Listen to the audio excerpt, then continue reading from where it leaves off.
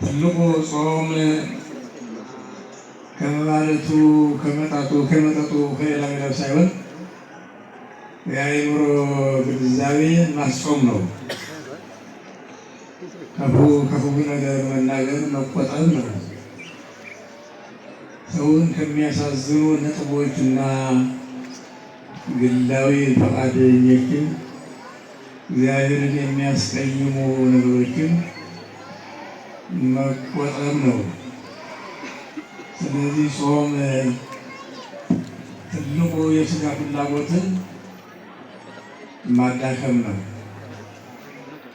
ሌላ ትርጉም የለውም። ሥጋን አክቦ